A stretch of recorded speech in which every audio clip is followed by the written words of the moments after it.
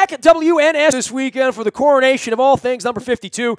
You can follow along out on our Facebook, Twitter, LinkedIn, Snapchat. We'll be everywhere photographing, putting pictures up, taking memories, sharing some stories. We've been doing that all week around here as well. I did not know, and I sort of remember this from a number of years ago, because the last time I went out to the Hall of Fame, I went into a coffee shop about 2 minutes after Tiger Woods walked out of the coffee shop, because the Firestone Country Club out in Akron, Ohio, is hosting the World Golf Championships in the Bridgestone this weekend. Robert Canady is here to talk some golf, of course, from Compass Point Golf, where they are our sponsor, and they have some great night golf coming up, as well as the world's largest golf outing. But I'm going to the world's largest golf outing this weekend. I'm going to be 15 miles away, right? I mean, plenty of golf and plenty of football. It kind of intersects. This is not the first time this has happened, Robert. No, it's not. And, gee, how did I miss out on this trip? That would have been a good one to tag along with you on. So, well, I went into the coffee shop, and they had a coffee cup that Tiger Woods had just autographed, and they're like, you missed him by like 3 minutes, dude. Like he and you were heartbroken, just walked out. And I'm like, well, he blew me off in Vegas back in '97. Maybe he'll remember me. Yeah, you know. But look, this is sort of a precursor to the PGA out in St. Louis next week. But this is a big tournament this weekend, right? Oh yeah, it is. It's one of the World Golf Championships. They have like 4 of them a year, I believe now, and this is the final one, and it's got the top 50 in the world in it. Tiger will be there. He based upon his finish at the Open Championship, British Open, he finished in the top 50 in the world, right on number 50. I think there might have been some refingling of the calculations done to get him to number 50, but to get him in the field. But no, seriously, yeah, it's going to be a big field, and then next week they'll play the final major PGA Championship out in Belle Reve, Missouri. So 2 good weeks coming up, 2 good weeks of golf to come up to kind of lead into football season, and then after that, it'll be the playoffs, and then culminating with the Ryder Cup at the end of September. So. Has all this rain helped the course at all down at Compass Point? I mean, I guess for people that golf around the area, the last time we got together 3-4 weeks ago was arid, dry. Things were burning up. It was hot out. Now here comes the water. It's been a strange summer, I would think, for anyone owning a golf course around here, right? It's really been, difficult for the superintendents. And to keep the conditions there.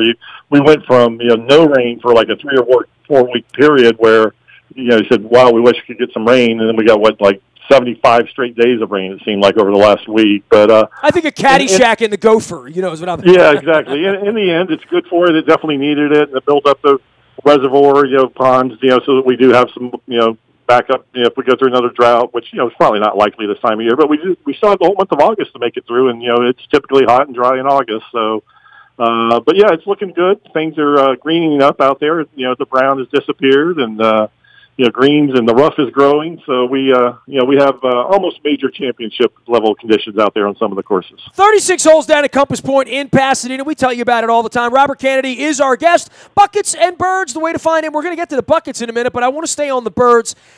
For the PGA next week, and we'll talk about it more, but Dustin Johnson won a tournament this weekend. I don't know if I've been under a rock with the Paulina Gretzky thing or whatever, but, I try to do a little bit of golf research and all this.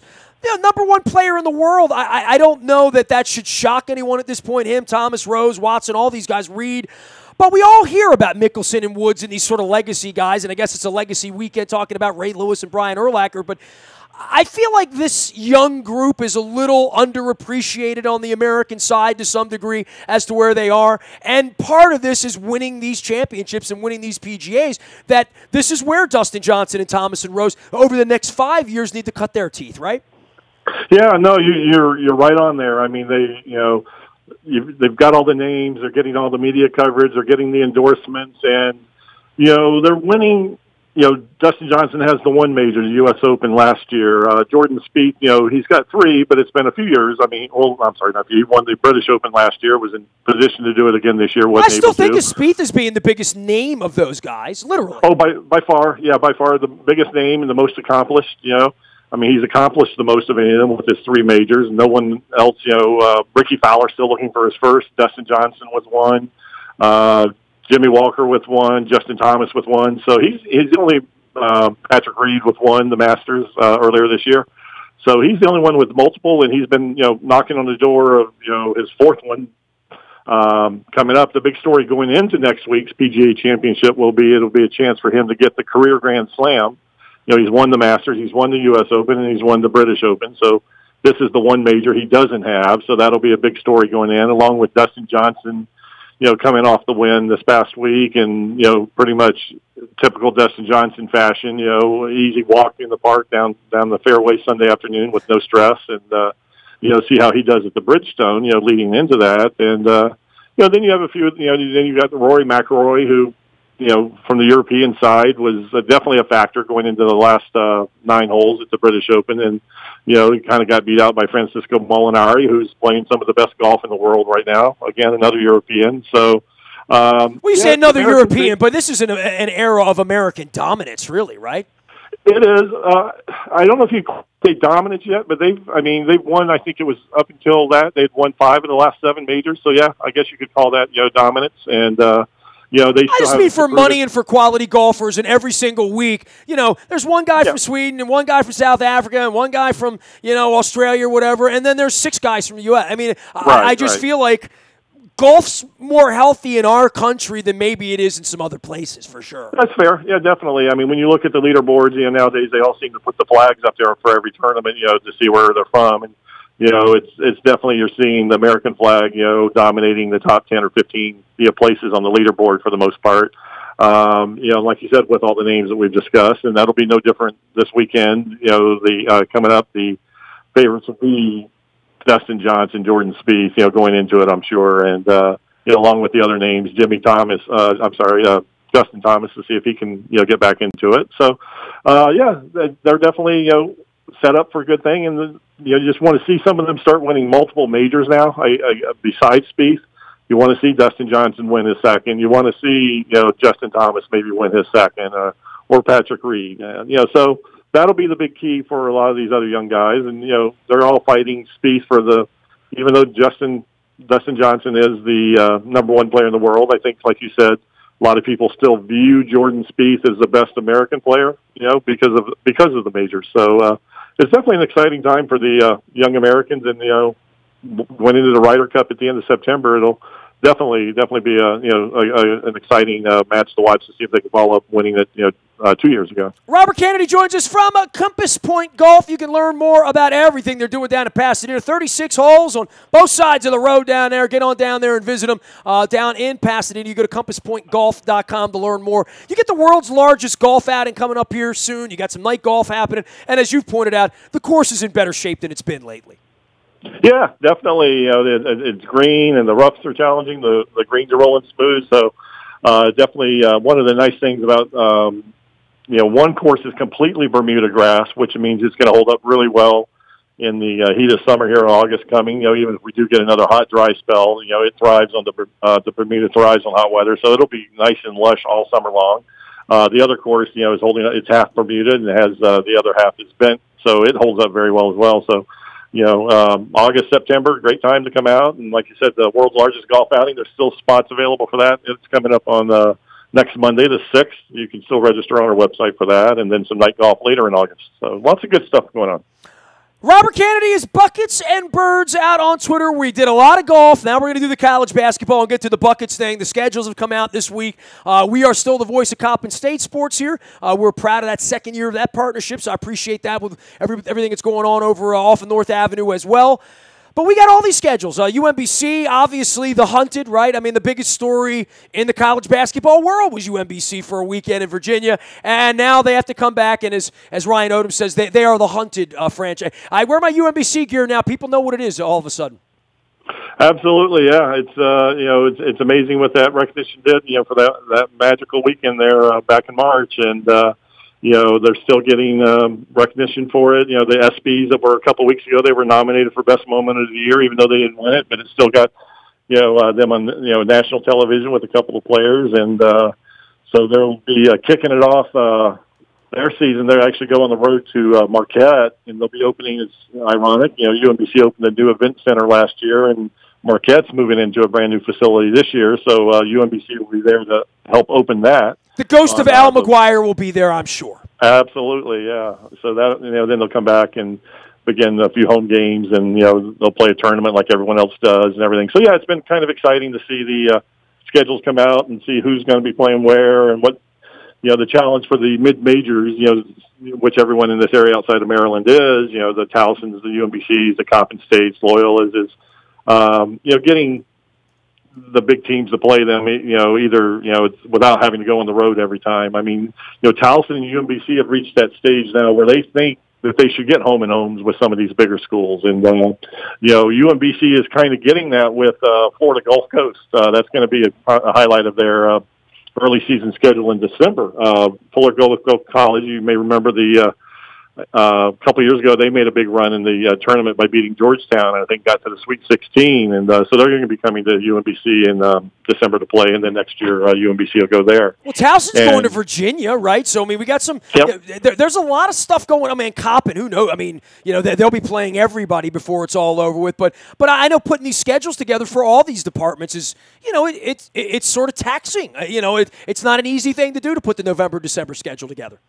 It's not. It's like a puzzle, and you want to, you have to balance, trying to play a strong enough schedule that, you don't get it held against you if it comes down to the end of the season and you're in position to, be considered a at-large, which, is usually a long shot for the mid-majors anyway. But if you happen to run off a 23 or 24 win season and, you want that schedule to be strong enough where it's going to get looked at. And I know Ryan Odom has said recently that he thought it would be real tough scheduling this year, coming off that, upset and everything. And he said it wasn't as tough as he expected it to be. People were actually wanting to play them and everything. And, because it looks like probably a stronger game now than, some other mid-major to them. So, it's, definitely the non-conference for the mid-majors is an exciting time. Like you said, Coppin goes on the road and plays pretty much, they don't back down from anyone, and that's, they get the guarantee games that way. And, the other schools here, you get some good, cross-conference schedules. You got UMBC playing a couple CAA schools. They play Drexel, and Towson has a couple.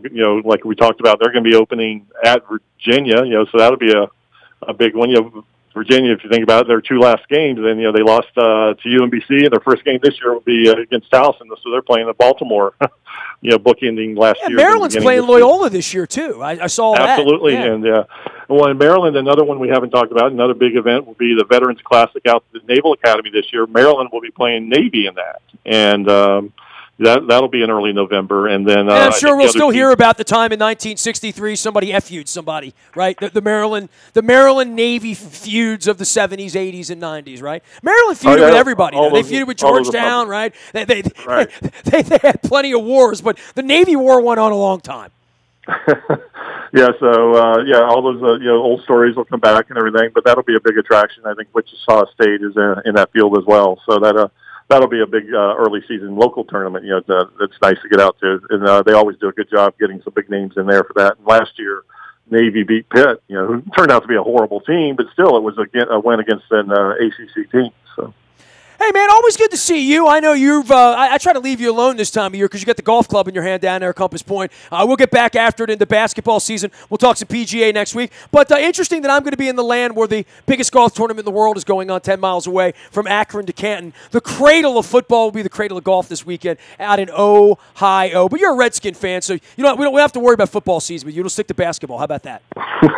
Someone mentioned the other day when they said they asked me all the Ravens talk was going on in here, and they said, Robert, you don't talk about the Redskins too much. Well, there hasn't been a lot to talk about in recent years. How about those Caps? How about those Capitals? That's right, that Capitals. We can all talk about the Capitals. We can all claim them. So, hey, man, take care of yourself. Give everybody one last thing on the world's largest golf outing, because I know that's coming up as well as night golf that you have out there at Compass Point.